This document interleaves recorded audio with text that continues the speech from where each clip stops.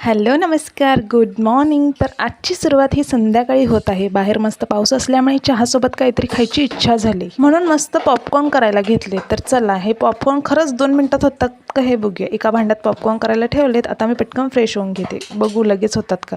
आता मी फ्रेश होऊन आली आहे, तर बघू झालेत का। ओ वाव, मस्त असे पॉपकॉर्न रेडी आहेत। तर चला तुम्ही पण या खायला। आता संध्याकाळी देवाला दिवाबत्ती केली आणि थोडा वेळ मी युवांसोबत गप्पा मारल्या आणि संध्याकाळच्या जेवणात मस्त अशी ह्यांची फेवरेट आंबील म्हणजेच ताकाची कढी केली होती। आता हा कुकर बघून तुम्हाला प्रश्न पडला असेल की ह्याचं टोपण असं का लावलं आहे, तर सांगते। आता ती एक टिपच आहे असं समजू शकता, कारण कुकरच्या टोपणाचा जर वायसर सैल झाला असेल, वाफ बाहेर येत असेल, पाणी बाहेर येत असेल, तर अशा पद्धतीने टोपण लावून बघा।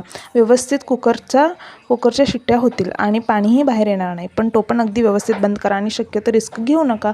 ही फक्त अडीअडचणीसाठीच ही टिप योग्य आहे। आणि स्वयंपाक करताना नवरा थोडा मदतीला आला की कामं पटकन होतात नाही, आणि मजाही येते। आणि एकत्र भाजी चिरणं, थोडा गप्पा मारणं, हे सगळं म्हणजे एक छोटंसं सुखच असतं आमच्यासाठी। खरं सांगायचं तर अशा छोट्या गोष्टींनीच घरातलं बॉन्डिंग अजून मजबूत होतं।